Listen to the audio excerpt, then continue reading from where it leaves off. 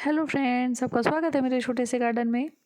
आज मैं आपको मिट्टी बनाना बताऊंगी। अपनी क्यारी की बेजान मिट्टी को रिचार्ज करना बताऊंगी अच्छे से।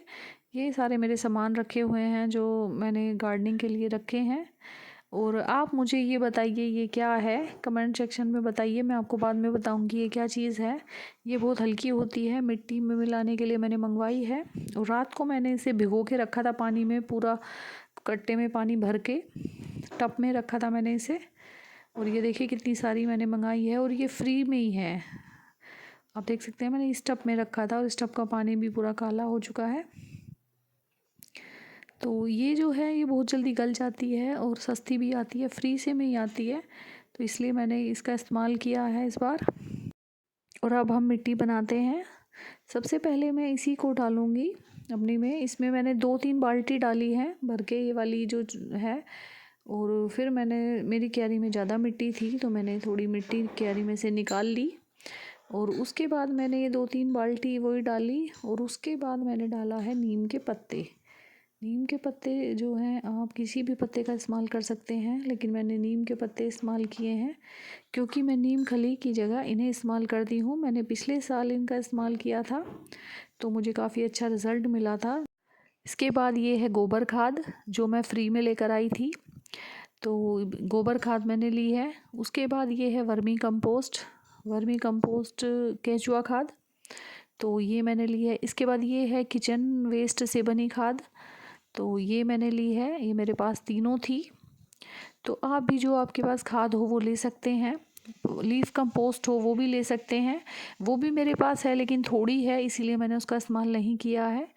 अभी मैंने इसमें सीवीड्स डाली हैं जो मेरे थोड़ी बहुत बची हुई थी। मेरी पूरा पैकेट वैसे ख़त्म हो चुका है। और ये है ट्राइकोडर्मा। ये बायो फंगीसाइड होता है और ये मिट्टी में अच्छी फंगस को फैलाता है और ख़राब फंगस को हटाता है। तो ये जो है बहुत ही इम्पोर्टेंट होता है ऑर्गेनिक गार्डनिंग में। और ये है बवेरिया बेसियाना। ये बायो पेस्टिसाइड का काम करता है। ये रेंगने वाले कीड़ों को रोकता है और जो रस चूसने वाले कीड़े हैं उन्हें भी रोकता है, उनकी रोकथाम करता है। और ये है हल्दी।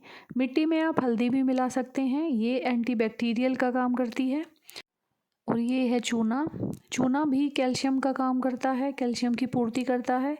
लेकिन हल्दी और चूना एक साथ नहीं मिलाना चाहिए इसे, इसलिए मैं थोड़ी देर में मिलाऊंगी। पहले हल्दी को आप पूरी मिट्टी में अच्छे से मिला लें, उसके बाद ही चूना डालें, क्योंकि ये दोनों मिलकर आपस में रिएक्ट करते हैं, तो इसीलिए दोनों को एक साथ नहीं डालना चाहिए। और ये है सीवीड्स। ये मेरा पुराना पैकेट ख़त्म हो गया था तो मैंने इसीलिए अभी मंगवाया है। और आप भी इसका बड़ा ही पैकेट मंगवाएं, छोटा ना मंगवाएं, क्योंकि छोटे महंगे आते हैं। और ये 10 केजी का मंगवाती हूँ मैं, तो ये सस्ता पड़ता है और ये 2 साल से भी ज़्यादा चलता है मेरा। तो मैंने इसमें ये सीवीड्स मिला लिया है। और अब मैं इन सबको आपस में अच्छे से मिक्स कर लूँगी। आप देख सकते हैं मैं इन्हें कैसे मिक्स कर रही हूँ। और मैं साइड में थोड़ी थोड़ी जगह निकाल कर उसमें जो इसमें लकड़ियाँ हैं वो डाल दूँगी और ऊपर से मिट्टी ढक दूँगी जिससे उसका खाद बन जाए। तो इसी तरह से मैंने अपनी पूरी क्यारी की मिट्टी बनाई। आप भी इसी तरह से बना सकते हैं। मैंने इसमें नीम के पत्ते इसलिए मिलाए हैं क्योंकि नीम खली का काम करते हैं। मैंने पिछली साल अपनी मिट्टी में नीम के पत्ते मिलाए थे तो मुझे अच्छा रिज़ल्ट मिला। मैं तो इसीलिए इस बार भी मैं नीम के पत्ते लेकर आई और मैंने अपनी मिट्टी में मिलाए हैं। अगर आपके पास नीम खली नहीं है तो आप नीम के पत्तों का इस्तेमाल अच्छे से कर सकते हैं, आपको अच्छा रिज़ल्ट मिलेगा, क्योंकि मैंने इसका एक्सपीरियंस किया है। और आप मिट्टी में काली मिर्च भी मिला सकते हैं क्योंकि वो एंटी फंगल होती है। तो मैंने तो अभी मेरे पास नहीं थी इसलिए मैंने नहीं मिलाई है। जब आपके पास हो तब भी आप मिला सकते हैं। तो अब मैंने इसमें चूना मिलाया है क्योंकि मैंने हल्दी अच्छे से मिट्टी मिक्स कर ली थी, तो उसके बाद मैंने इसमें अब चूना मिलाया है। तो इस तरह से। और मिट्टी बनाते समय आप भी ग्लव्स ज़रूर पहने क्योंकि कभी मिट्टी में कुछ ना कुछ ऐसी चीज़ निकल जाती है, जैसे कि मेरी मिट्टी में कांच निकला और ये लग भी सकता है, इसीलिए आप ग्लव्स पहनकर मिट्टी तैयार करें। और आपकी मिट्टी अगर भुरभुरी नहीं है तो आप उसमें रिवर सैंड मिला सकते हैं क्योंकि उसमें औषधीय गुण होते हैं, मिनरल्स होते हैं, पोषक तत्व होते हैं। और रिवर सैंड भी इसीलिए काफ़ी अच्छा होता है। और ये जो मैंने थोड़ी सी मिट्टी अपनी क्यारी में से निकाली थी, मैं अब उसमें थोड़ा सा खाद मिलाकर, सारी चीज़ें जो मैंने मिलाई थी इसमें मिलाकर, इस मिट्टी को ऊपर से एक लेयर बिछा दूँगी 2-3 इंच की।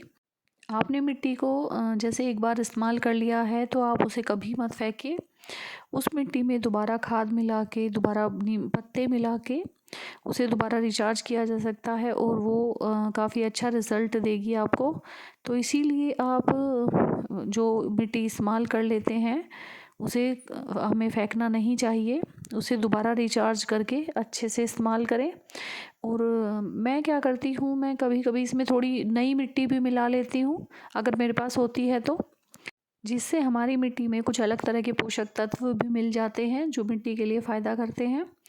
इसी तरह से आप भी अपनी मिट्टी को बना सकते हैं। और एक चीज़ मैंने काफ़ी इकट्ठा करके रखी थी अपनी मिट्टी के लिए, राख, और वो मैं भूल गई, तो मैं उसे बाद में मिक्स करूँगी। और अभी मैं ऊपर जाऊँगी, अपनी 2 क्यारियाँ और हैं मेरी, उन पर भी, उनकी भी मुझे मिट्टी बनानी है।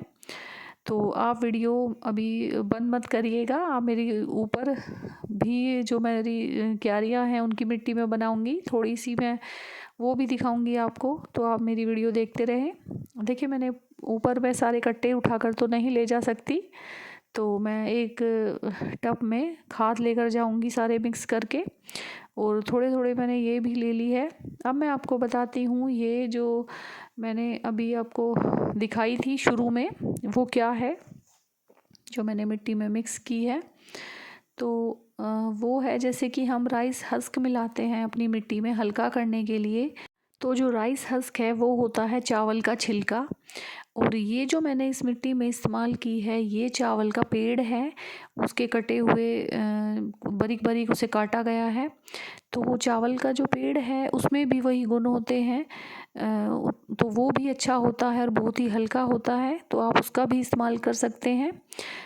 तो मैंने वो ही इस्तेमाल की है, और ये दुकान पे बहुत ही सस्ते रेट में मिला है, और क्योंकि ये ख़राब भी था उनके लिए, जहाँ जानवरों के लिए चारा मिलता है, भूस मिलता है, उन्हीं की दुकान पे मिला है। और मैंने उनसे बोला कि सड़ा हुआ या ख़राब जो तुम्हारे पास है वो मैंने मंगाया वहाँ से, तो वो उन्होंने ऐसे ही दे दिया। तो इस तरह से आप भी, राइस हस्क महंगा आता है और वो आसानी से मिलता भी नहीं है, तो आप इसका इस्तेमाल कर सकते हैं। और देखिए, मैंने अपनी इन क्यारियों की भी मिट्टी, और ये मेरी राख जो रह गई थी, मैंने अब अपनी मिट्टी में मिला ली है।